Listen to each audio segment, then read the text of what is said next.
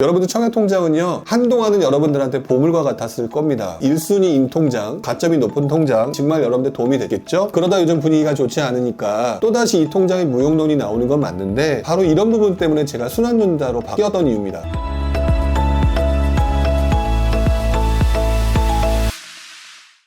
청약통장 계속 유지해야 될까? 아마 많은 분들이 차라리 이걸 가지고 요즘 뭐 금리도 올라가는데 빚을 갚아버리는 건 또 어떨까? 이런 질문이 지금도 가끔 눈에 보이고요.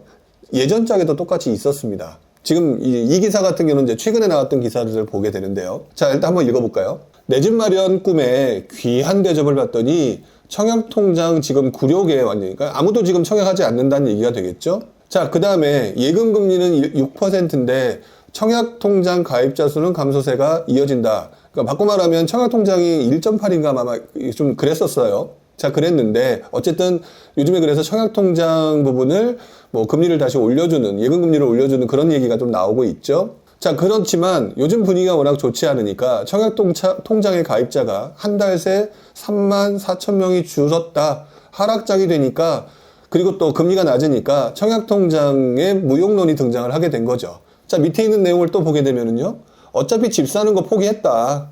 청약통장 해지 급증하고 무용론이 확산되고 있다. 혹시 이 방송을 보고 계신 중에 본인이 그렇게 생각을 하셨다면 제가 꼭 드리고 싶은 말씀 이전에 바로 뒤에 있는 기사를 보면서 과거에는 이랬다라고 하는 부분들을 한번 보여드리려고 해요. 자, 첫 번째, 일단 먼저 시작하고 얘기를 하겠습니다. 결론부터 얘기를 하게 되면요, 청약통장은요, 죽이면 안 됩니다. 지금 허밍데이 님이 그렇게 표현을 해주셨는데, 절대 죽이면 안 됩니다. 왜 그러냐면 이것도 역시 반복과 반복이 계속 진행됐었거든요. 자, 우리가 알고 있는 그 시기, 굉장히 오래전 시기, 제가 처음 투자하던 시기로 다시 돌아가게 되면, 제가 여기다는 그 당시 나왔던 기사를 조금 보여드리고 있는데요. 기사가 나왔던 시점, 그 날짜를 좀 보여드리고 있거든요. 날짜를 보여드리고 있는데 이렇게 기사가 나와 있습니다. 청약 예금 가입자 IMF 이후 첫 감소. 자, 97년, 98년, 그리고 99년까지 시장의 분위기는 상당히 좋지 않았죠. 뭐 지금 지나와서 보게 되면 99년도부터 반등의 기미를 보였다라고 하지만, 당시 많은 사람들이 이제는 청약통장 앞에서 보셨던 무용론에 빠져가지고 굉장히 분위기가 안 좋았다라는 거죠. 자, 그런데 재밌는 거는요, 여기는 저 보여드리지 않고 있지만 2000년도 11월 달에 이렇게 그 예금 가입자, 그 당시도 뭐 청약 저축, 청약 부금, 청약 예금인데, 뭐 어쨌든 예금 가입자들이 이렇게 줄어들었다는 내용이 나오는데, 문제는 그 이후 반등을 하면서 부동산 시장이 침체에서 벗어나게 되니까 제일 먼저 여러분들이 집을 살 수 있는 것들을 무엇을 살 거냐라고 봤더니 자연스럽게 신축, 청약이 필요해지더라고요. 자, 그러면서 그때부터 청약통장의 인기가 다시 살아나기 시작을 합니다. 그래서 2001년, 2002년도에는 청약통장, 그 다음에 신축 분양, 그리고 분양권이 사람들한테 굉장히 유명해지기 시작하면서 그때 굉장히 사람들한테 청약통장이 있어야 된다. 즉 몇 년 만에 이렇게 바뀌었다라는 거죠. 자, 그러면서 다음 기사를 보게 되면은요, 바로 제 옆에 있는 그 기사, 두 번째 기사. 올 들어 청약통장 가입이 늘어. 언제냐? 2005년도. 2001년, 2002년, 2003년 이렇게 엄청나게 분위기가 달라지니까, 계속해서 분위기가 달라지니까 어떻게 되느냐? 2005년도에 올라갔다는 거죠.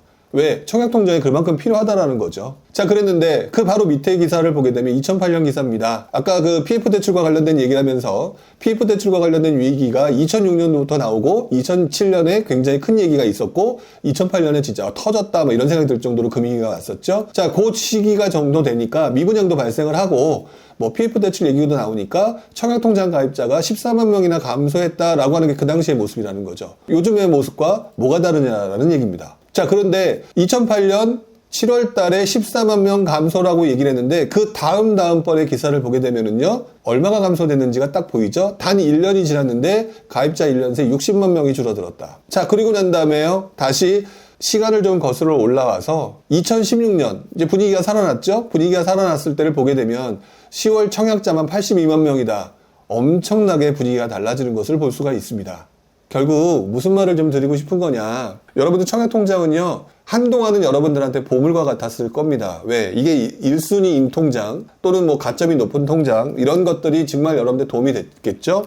자, 그러다 요즘 분위기가 좋지 않으니까 또다시 이 통장의 무용론이 나오는 건 맞는데, 제가 바로 이런 부분 때문에 제가 순환윤자로 바뀌었던 이유입니다. 상승이 있으면 하락이 있고 하락이 있으면 상승이 있다라고 하는 부분, 이 부분을 제가 이제는 굳게 믿게 됐던 가장 큰 이유는 여러분들이 매번 이런 행동들을 반복하기 때문이다 라고 얘기를 드리는 거고요. 자, 그렇다면 여러분들이 어떻게 되느냐, 지금 청약통장 가입자 수가 분명히 앞으로 줄어들 겁니다.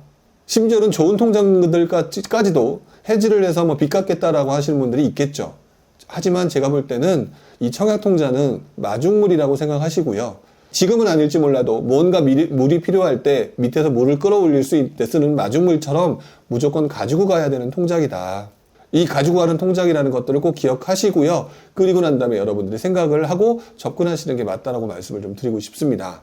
자, 여러분들의 질문을 좀 보면서 또 얘기를 좀 한번 해보도록 할게요. 자, 금리가 좀 낮아지고요. 월세보다 전세가 싸지는 시기가 오게 되면 갭 투자를 다시 진행해도 되지 않을까요? 라고 얘기를 하셨는데, 아마 노래하는 직장인님은 다른 분들보다 상당히 공부를 좀 많이 하셨던 분인 것 같다라는 생각이 듭니다. 자, 왜 그러냐면 지금 시장의 흐름 속에서 나타나는 현상들을 조금 어느 정도 알고 계신 것 같아요. 지금 현재 금리가 인상되고 있죠. 자, 그러니까 경기 침체 우려에 대한 얘기가 되게 나온다는 얘기를 제가 여러 번 하고 있습니다.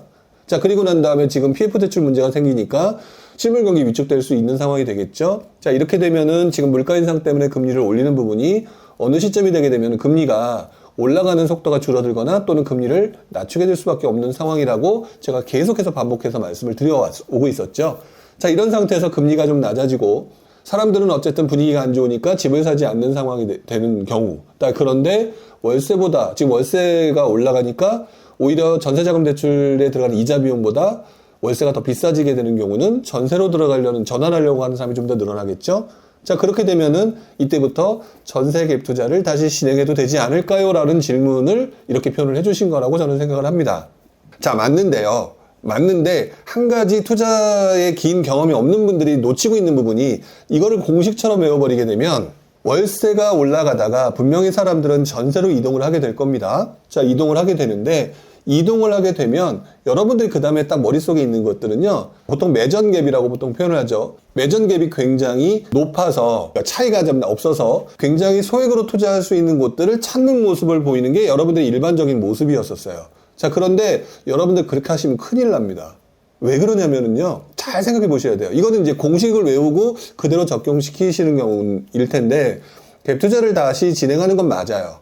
왜? 전세 가격이 올라갈 가능성이 높다고 보여지기 때문에. 그런데 한 가지 좀 주의하셔야 될 건 뭐냐면, 돈이 없기 때문에 내가 투자를 해야 된다? 그런데 그러다 보니까 아무래도 갭이 적은 곳으로 들어가겠다라고 하게 되는데, 그 시점은 집값이 안 오르거나 떨어져 있는 시기죠. 그렇기 때문에 전세 가격이 올라가면서 매전 갭이 붙은 지역이 주로 어디가 많냐면은요, 외곽 지역이 많아요. 왜? 어차피 많이 안 올랐고 전세 가격은 비슷하게 올라가는 분위기고, 그러면 뭐 강남 같은 곳과 비교를 해보게 되면 강남의 매전 갭은 굉장히 벌어져 있고요, 그렇지 않은 외곽 지역은 상당히 붙어 있다라는 거죠. 그거보다는 그 중간 정도 되면서 입지는 어느 정도 되는데 가격은 좀 많이 떨어져 있고, 그 다음에 전세 수요는 되게 많은 곳들이 오히려 중심부가 아니라 약간 그 주변부지만 나름대로 선호도가 높은 곳부터 갭이 붙는 모습이 빠르게 나타나기 시작합니다. 그렇기 때문에 그런 투자할 때는 기본적으로 다시 진행하는 건 맞는 건데, 매전 갭이 붙은 곳으로 들어간 게 아니라요, 매전 갭이 너무 붙은 곳보다는, 또는 매전 갭이 너무 떨어져 있는 곳보다는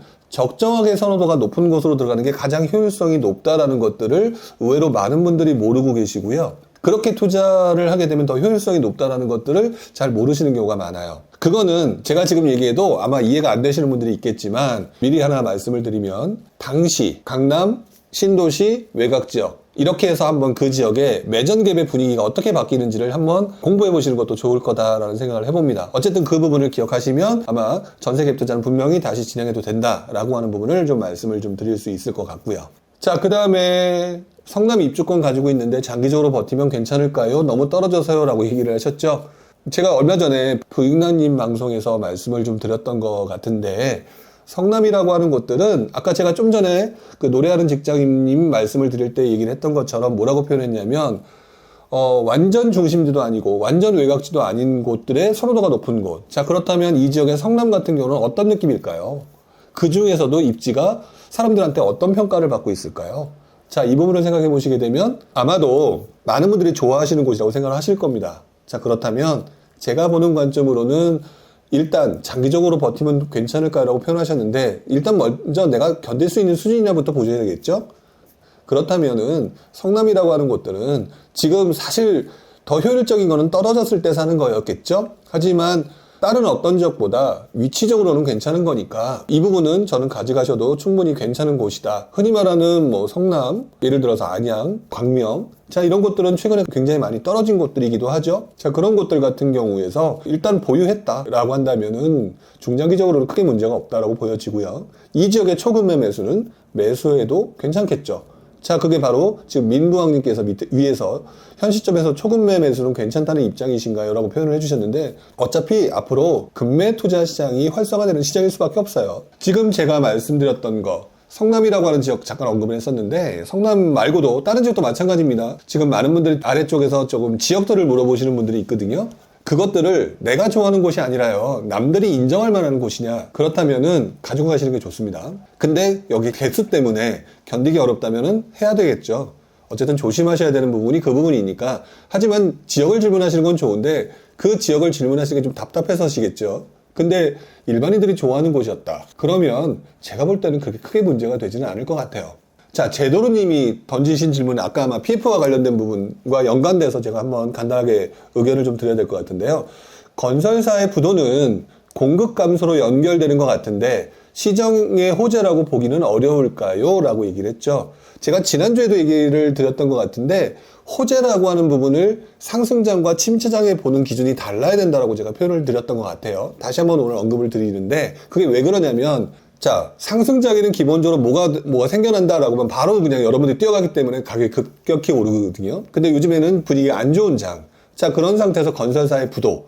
자, 그러면 단기적으로는 되게 안 좋은 모습이죠. 그래서 더 시장의 분위기가 안 좋게 되고, 근데 이제 그것들이 몇 개, 한 개, 두 개가 늘어나게 되면은 결국에는 지금 제도로님이 말씀하신 것처럼 그 지역 또는 그 우리나라 시장, 부동산 시장이 공급 감소로 연결되게 되겠죠. 자, 근데 공급 감소로 연결된다고 해서 즉각적으로 집값이 올라주면 감사하겠는데 흔히 말하는 침체장에서는요, 심리가 죽어 있는 상황이라 즉시 상승으로 연결되지 않는 경우가 상당히 많아요. 자, 그렇기 때문에 일단 질문에 대한 답만 드린다면 공급 감소로 연결된다면 시장의 호재가 분명히 맞다. 자, 그런데 그 시기가 침체장이라고 한다면 심리가 살아나는 과정이 한 단계가 거쳐져야 돼요.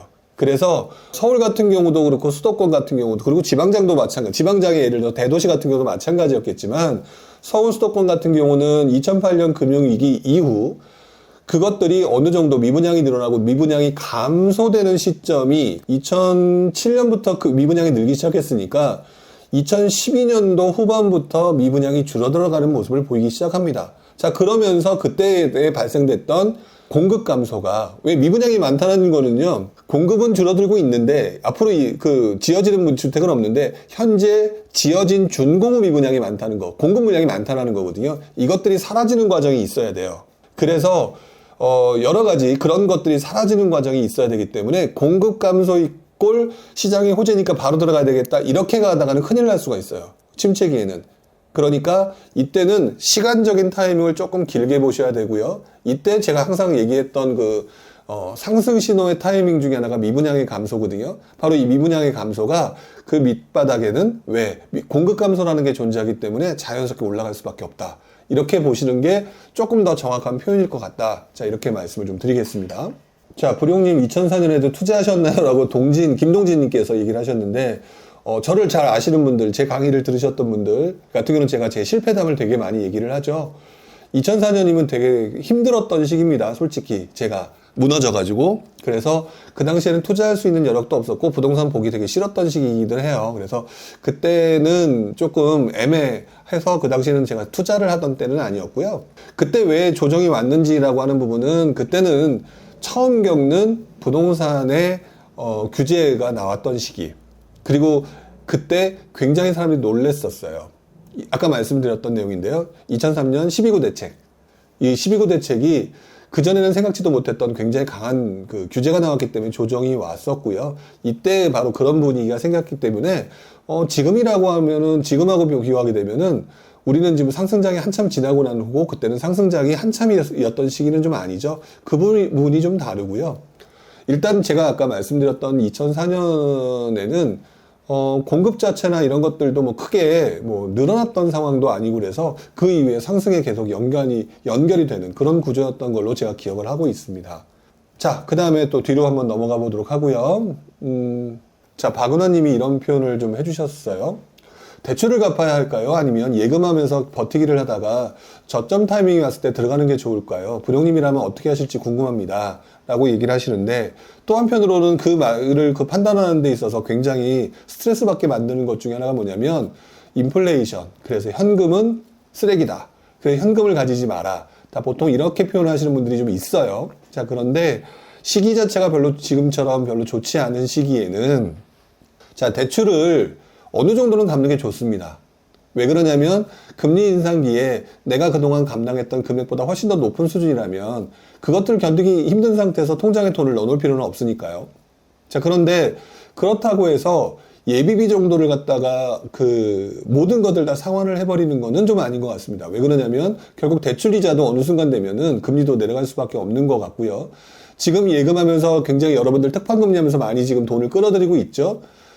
끌어들이고 있는 상황이 되게 되면 다시 이제 예금금리 별로 좋지도 않을 거고요. 그 다음에 여러분들이 저점 타이밍이 언제 올지를 전혀 몰라요. 많은 분들이 저희들한테 여쭤보지만 그 저점 타이밍은 관찰하는 과정에서 나오는 거지 지금부터 시작해서 몇 개월 후 또는 몇 월 며칠 또는 뭐 내년 후년에 온다 이렇게 말하는 거는 다 거짓말이라고 보시면 돼요. 왜? 이렇게 된다라고 예측할 뿐이지 중간중간 바뀌면 다 틀려지는 거거든요.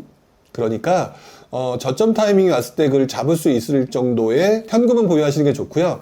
직장인이라면 마통을 늘려주는 게 제일 좋아요. 마통을. 갚고 난 다음에 대출 갚고 난 다음에 마통을 늘린다면은 굉장히 괜찮을 것 같다. 왜 그러냐면 저도 지금 와서 되게 아쉬운 것 중에 하나가 저도 이제 그 대기업을 다니고 있는 직장이었기 때문에 마이너스 통장의 그 범위가 되게 넓었었어요. 여유가 좀 있었었죠. 그런 부분들을 솔솔지 않게 활용을 했던 부분이 있었기 때문에 대출을 하는 데 있어서 되게 힘들다라고 한다면 어느 정도 갚으시고요. 그리고 난 다음에 마이너스 통장 같은 경우를 통해서 나름대로 저점 타이밍이 왔을 때 그걸로 현금으로 바로 대체할 수 있는 그런 식으로 세팅을 해두시는 게 굉장히 좀 좋다. 이것들을 둘 다 하실 수 있는 게 가장 좋지 않을까라는 생각이 좀 드네요. 자, 그 다음에 소군님. 자, 구리 수택동 구역지 정도 안 된 재개발은 빨리 파는 게 낫겠지요. 1억도 안 되는 다세대인데 2주택이라서 빨리 팔고 일시적 2주택 요건에 맞게 처리하는 게 나을까요? 좀 개인적으로 굉장히 상황이 있으시죠. 상황이 있으시기 때문에 이렇게나 말하라고 하는 그렇게는 함부로 말씀드리기 어려운 부분이 있어요. 근데 저는 그래서 큰 그림으로만 말씀을 좀 드리겠습니다. 구리라고 하는 지역 재개발 되게 많이 올랐죠. 올랐던 것도 맞고 그리고 또 원래 상승장이 되게 되면 재개발 많이 오르는 게 사실인 건 맞아요. 자, 그런데 항상 신경 써야 될 게 뭐냐면요. 분위기가 안 좋을 때는 재개발과 같은 경우는 굉장히 오래 걸린다. 자, 그랬을 때 어느 게 더 오래 걸릴 것이냐는 거는 구역 지정이 안 된 곳들이 흔히 말하는 초기 재개발이 그거는 뭐 제가 여러 번 말씀을 드렸던 것들이니까 그런 것들이 가장 오래 걸리죠. 물론 지난 장과 이번 장의 시장 모습이 좀 달라져서 앞으로는 서울과 수도권의 재개발을 진행하는 데 있어서 재개발의 속도가 빨라질 거는 지난 장과는 비교가 안 되게 빨라질 거라고 저는 생각을 합니다.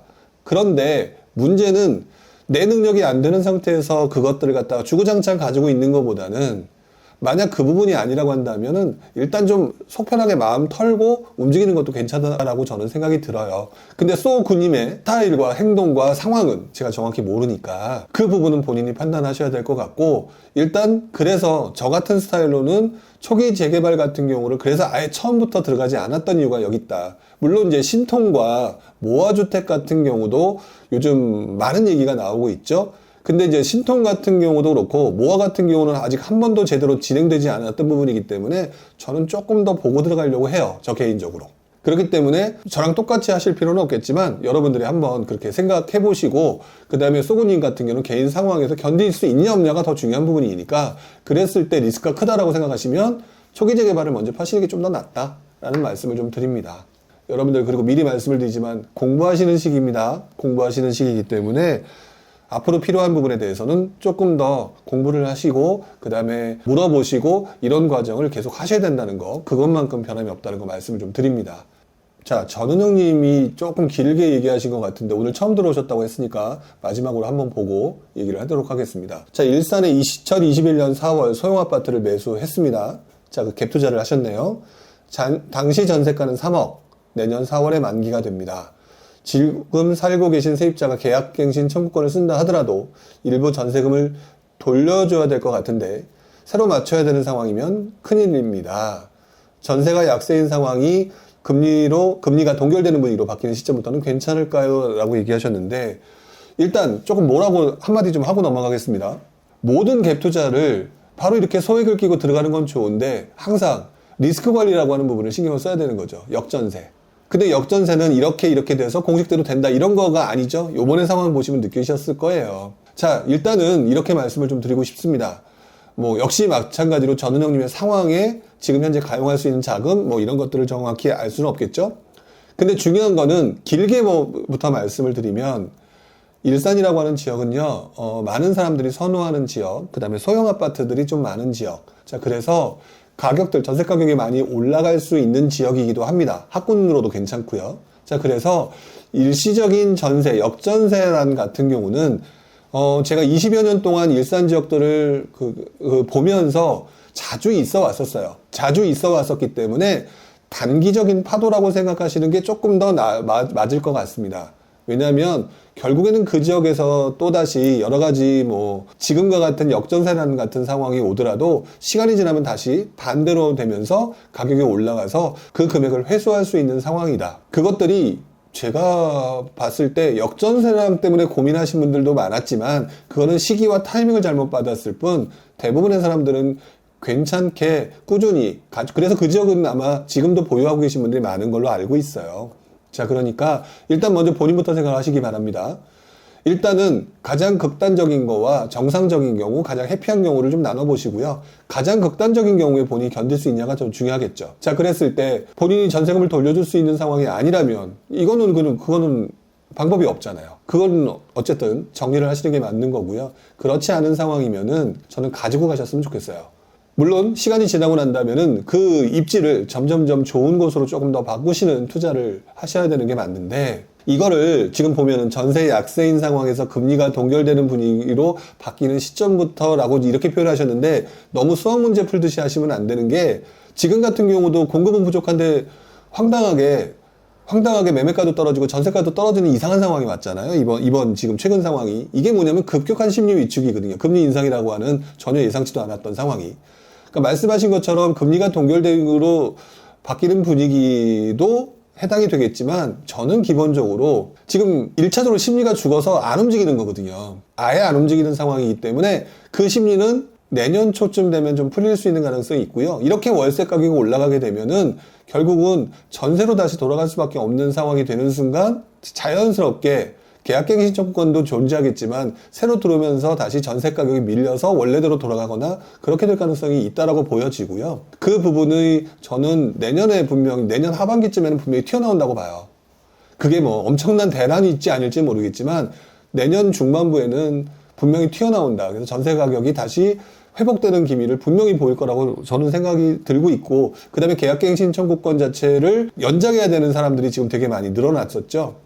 늘어났던 상황에 만약에 그 시점에 전세 가격이 회복되고 올라가는 시점이라고 한다면 아마 새로운 세입자를 들이면서 굉장히 높게 부를 수 있는 소지도 있다. 그러니까 저는 전은영 님이 견딜 수 있다면 저는 그냥 이거는 견디시는 게 조금 더 유리하지 않을까라고 생각이 듭니다. 마지막으로 전은영 님이 이렇게 얘기를 하셨어요. 리스크 관리 이번에 강제 공부 많이 했습니다. 닥쳐보니까 공부하게 되죠. 닥쳐보니까 이번에 지나게 되면 안 잊어버리게 될 것 같죠. 꼭 기억하시고요. 근데 다음번에 할 때는 바로 이 경험이 투자 수익으로 직접적으로 연결된다는 거, 그 부분을 생각을 꼭 해주셨으면 좋겠습니다. 마지막으로 다시 한번 부탁을 드리지만 공부하는 시기라고 말씀을 드렸습니다. 여러분들 지금 시기가 좋지 않다고 해서 그냥 느적느적 지나가게 되면 정말 필요할 수 있는 타이밍에 그때 공부한다고 남들을 움직일 때 하나도 움직이지 못하는 상황이 발생됩니다. 지금 힘든 모습이 있다 하더라도 과감하게 손절할 건 손절하고 정리할 건 정리하면서 공부 부분은 쉬지 않으셔야 됩니다. 왜? 지금 시장 안 좋다 하더라도 결국에는 투자할 곳 주식시장 아니면 부동산 시장 정도밖에 없지 않나요? 자, 그렇다면 여러분들이 잠깐 힘들어도 다시 이 시장이 반복된다는 거 오늘 여러 가지 옛날 얘기하면서 들어보셨을 겁니다. PF 대출도 그랬죠? 청약통장도 그랬죠? 그렇다면 여러분들 준비가 되어 있어야만이 제대로 할 수 있다. 그 부분을 절대 잊지 않으셨으면 좋겠습니다.